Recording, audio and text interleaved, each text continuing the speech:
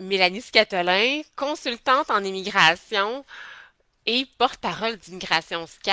Ça faisait plusieurs semaines que j'avais pas fait de live et j'ai eu des petits problèmes techniques. Je suis désolée. Donc, je reprends.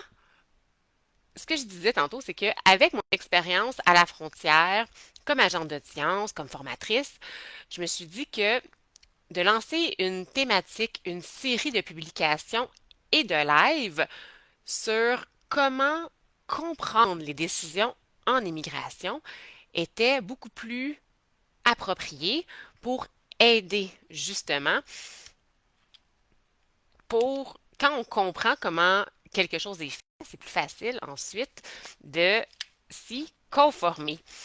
Alors, aujourd'hui, on commence avec la frontière, comprendre l'admissibilité au Canada. Là, on commence avec c'est quoi admissible? Ben, en fait, c'est quand une personne respecte, rencontre les conditions pour entrer au Canada. Et là, l'admissibilité, c'est analysé par un agent des services frontaliers quand on demande l'entrée au Canada. C'est une différence avec quand une demande est approuvée. Par exemple, un visa ou un permis de travail. Quand une demande est approuvée par l'ambassade, ça ne veut pas dire que vous êtes admissible au Canada. C'est toujours quand on demande l'entrée que là, c'est analysé. Avoir un document, ça ne donne pas le droit d'entrer au Canada. Ça ne donne aucun statut. Et ça, c'est une erreur que plusieurs personnes font, de penser que parce qu'ils ont un visa, parce qu'ils ont un permis de travail, qu'une décision a été approuvée, ils peuvent entrer au Canada. Ça, c'est non. Seuls les citoyens canadiens ou les résidents permanents entrent de droit au Canada. Et alors, même si vous avez un permis de travail approuvé, que vous sortez du Canada, que vous revenez, vous n'entrez pas de droit. Vous êtes toujours soumis à respecter la loi sur l'immigration.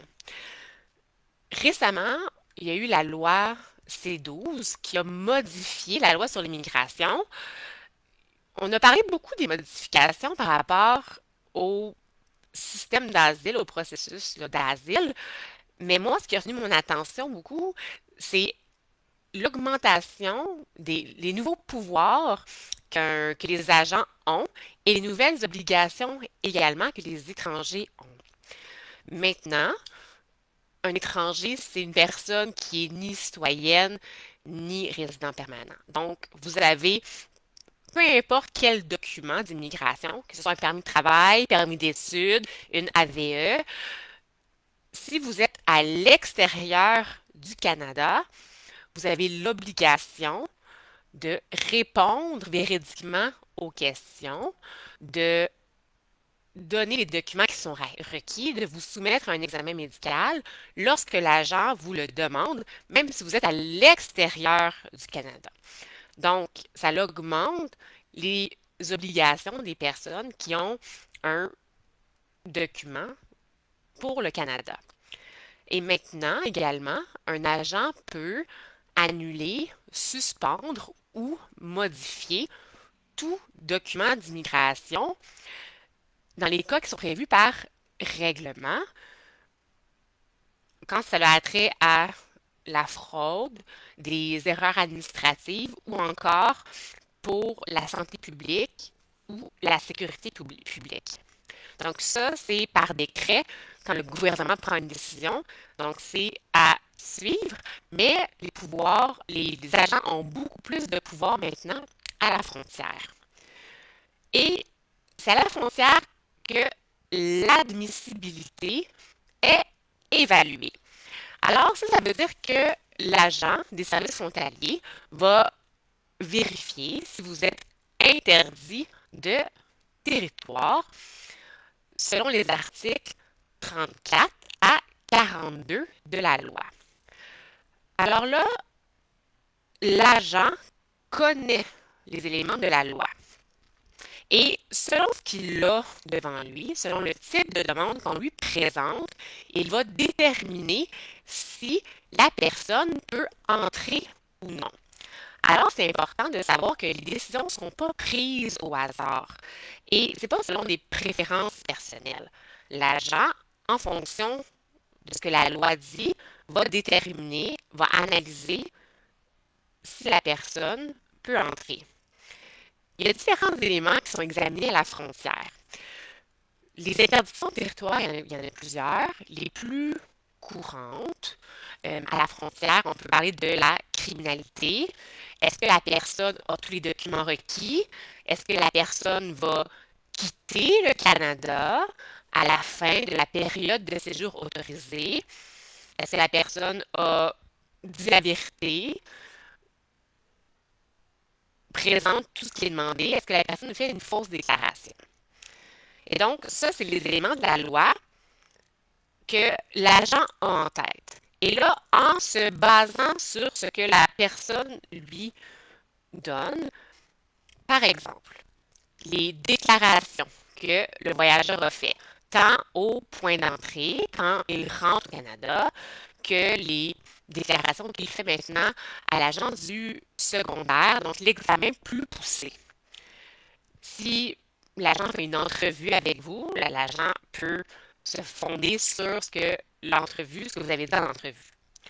Aussi, toutes les informations dans les systèmes, donc les systèmes informatiques d'immigration, les systèmes de douane, d'autres systèmes informatiques, par exemple pour la criminalité.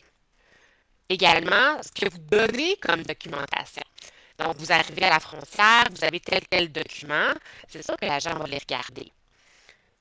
Aussi, si il y a une fouille dans vos bagages, dans le véhicule, si que ce soit douane ou que l'agent d'immigration, du volet immigration, décide de procéder à une fouille, ce qui va en ressortir, ça peut être pris en considération. Toutes les informations de la douane. Donc, on comprend qu'il y a beaucoup de choses, les recherches Internet. Alors, l'agent a en tête la loi. Il regarde ce qu'il a trouvé, ce qui est présenté devant lui. Et là, c'est là qu'il va prendre sa décision. Il va analyser, compte tenu des circonstances, des faits qui sont devant lui, est-ce que c'est plus probable qu'improbable que la personne va, par exemple, quitter le Canada? Est-ce que la personne est interdite de territoire? Et c'est à ce moment-là qu'il va prendre sa décision. Donc, il prend sa décision selon la balance des probabilités.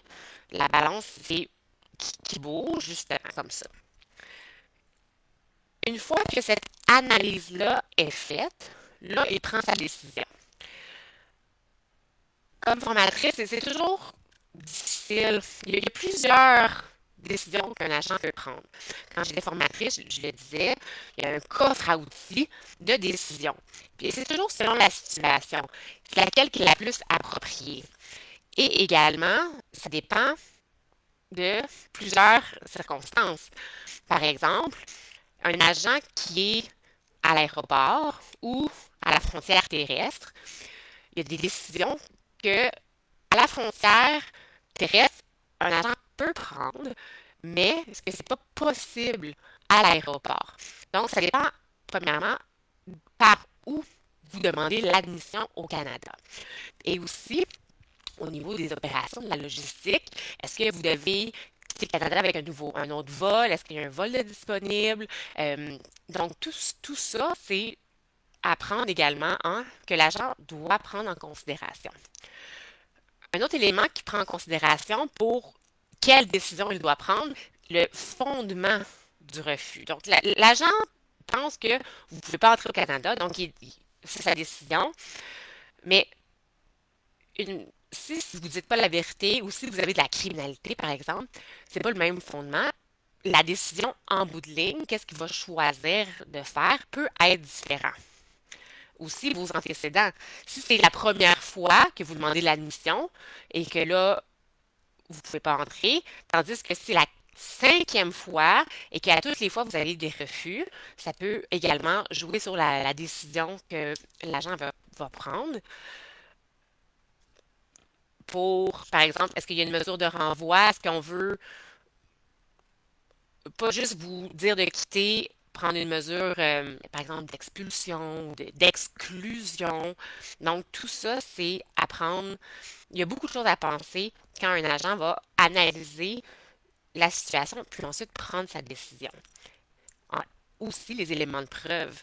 Donc, l'agent va prendre sa décision basée sur les éléments de preuve. Est-ce que c'est suffisant?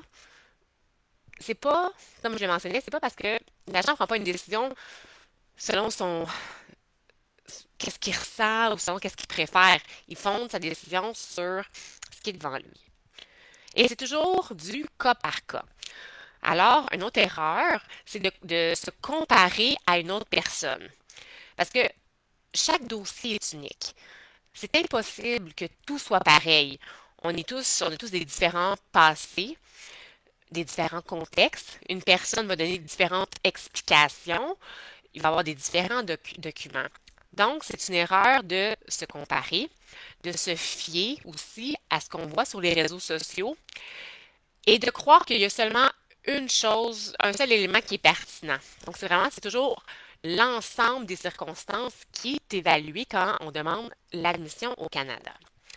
Aussi, d'attendre trop longtemps avant d'obtenir de l'information, c'est une erreur pour mieux se préparer. Je vous le dirai jamais assez souvent, de faire attention, d'avoir des informations de sources fiables, d'aller sur les sites du gouvernement. Il n'y a aucune obligation d'avoir un consultant, d'avoir un représentant. Donc, ce que je dis, c'est en ligne. Ce que je racontais aujourd'hui, c'est juste pour vous mettre en contexte, pour un peu vulgariser comment ça se passe à la frontière. Mais il y a pas de garantie, il n'y a pas de promesse. Il n'y en a jamais en immigration. Alors, quand vous prenez un représentant, assurez-vous que ce soit un vrai avocat, membre du barreau, ou un vrai consultant, membre titulaire d'un permis du Collège des consultants. En bout de ligne, vous êtes toujours responsable de votre demande. Donc ça, c'est une autre erreur qu'on fait, même si vous prenez quelqu'un qui vous aide, c'est la personne qui remplit les documents, qui fait ça pour vous, vous êtes responsable. Donc, si la personne a donné un faux document ou menti, en bout de ligne, c'est vous qui allez être interdit de territoire pour fausse déclaration. Donc, on fait attention. Voilà. Maintenant, j'ai expliqué comment un peu l'admission à la frontière se passe. L'agent analyse en fonction de la loi, de ce qu'il a devant lui. Je vous remercie beaucoup pour avoir été avec moi. Si vous avez des questions, je n'hésite pas de les mettre en commentaire. Je vais essayer de leur répondre et au courant des prochaines publications, des prochains lives, je vous invite à écrire vos questions pour que je puisse vous donner de la bonne information dans la mesure du possible. Si je ne sais pas quelque chose, je le dis. Donc, il y a pas de cachette à ce niveau-là. Je vous souhaite une excellente semaine et je vous dis à très bientôt.